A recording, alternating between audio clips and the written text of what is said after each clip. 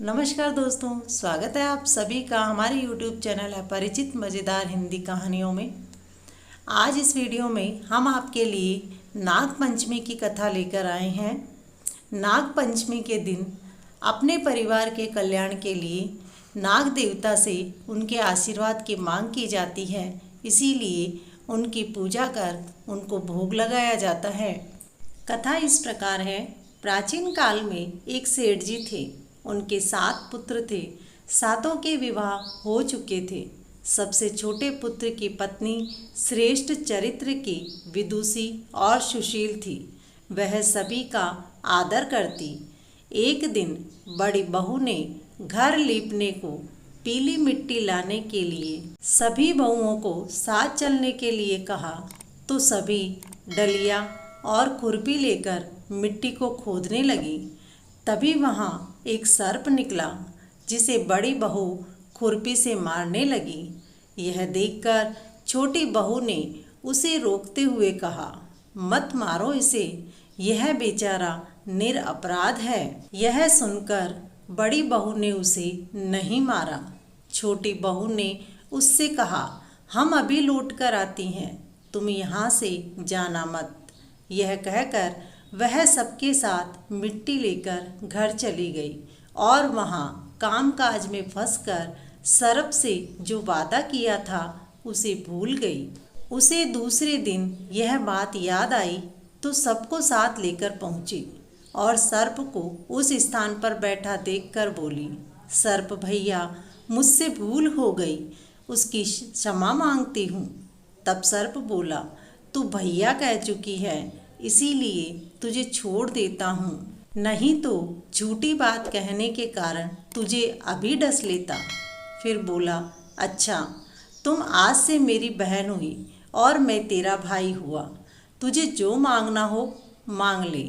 वह बोली, भैया, मेरे पीहर में कोई नहीं है, अच्छा हुआ जो आप मेरे भाई बन गए। कुछ दिन बीत जाने पर वह सर्प मनुष्य का रूप कर उसके घर आया और बोला कि मेरी बहन को भेज दो। सबने कहा कि इसकी तो कोई भाई ही नहीं है। वह बोला, मैं दूर के रिश्ते से इसका भाई हूँ, बचपन में ही बाहर चला गया था। उसके विश्वास दिलाने पर घर के लोगों ने छोटी बहू को उसके साथ भेज दिया। उसने मार्ग में बताया कि मैं वही सर्प हूँ, इसलिए तुम डरना नहीं और जहाँ चलने में कठिनाई हो वहाँ मेरी पूँछ पकड़ लेना। उसने वैसा ही किया और इस प्रकार वह उसके घर पहुँची। धनेश्वरी को देखकर वह चकित हो गई। एक दिन सर्प की माता ने उससे कहा, बेटी, मैं एक काम से बाहर जा रही हूँ, तुम अपने भाई को ठंडा दूध पिला देना।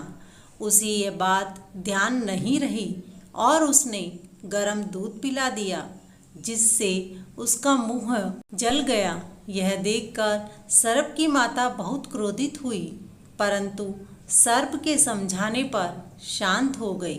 सर्प ने कहा, बहन को अब उसके घर भेज देना चाहिए। सर्प और उसके पिता ने उसे बहुत सा सोना, चांदी, वस्त्र, आभूषण आदि देकर उसके घर पहुंचा दिया। इतना सारा धन देकर बड़ी बहू ने ईर्ष्या से कहा, भाई तो बड़ा धनवान है, तुझे तो उससे और भी धन लाना चाहिए। सर्प ने यह वचन सुना तो सब वस्तुएं सोने की लाकर दे दी। सर्प ने छोटी बहू को हीरा मणियों का एक अद्भुत हार दिया। उसकी प्रशंसा उस देश की रानी ने भी सुनी और वह राजा से बोली कि सेठ की छोटी बहू का हार मुझे चाहिए। राजा ने अपने मंत्री को हुक्म दिया कि वह हार लेकर शीघ्र उपस्थित हो।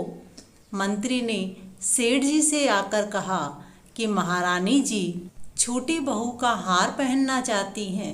सेठ जी ने डर के कारण छोटी बहू से हार मांगकर दे दिया। छोटी बहू को यह बात बहुत बुरी लगी। उसने अपने सर्प भाई को याद किया। भाई आया तो उससे प्रार्थना की, भैया, आपने जो हार दिया वह रानी ने ले लिया है। तुम कुछ ऐसा करो कि जब वह हार उसके गले में रहे तब तक के लिए सर्प बन जाए, और जब वह मुझे लौटा दे तब हीरों और मणियों का हो जाए।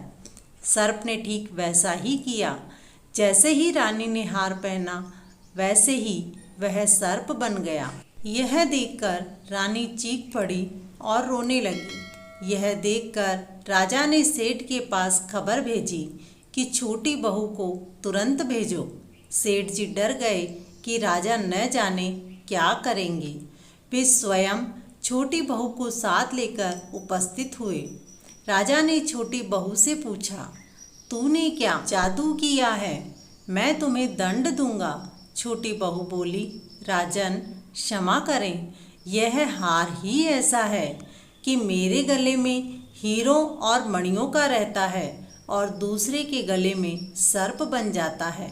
यह सुनकर राजा ने वह सर्प बना हार उसे देकर कहा, यह सच है तो अभी पहन कर दिखाओ। छोटी बहू ने जैसे ही उसे पहना वैसे ही हार हीरो का हो गया। यह देखकर राजा को उसकी बात का विश्वास हो गया और उसने प्रसन्न होकर उसे बहुत सी मुद्राएं भी पुरस्कार में दी। छोटी बहू अपने घर लौट आई। उसके धन को देखकर बड़ी बहू ने ईर्ष्या के कारण उसके पति को सिखाया।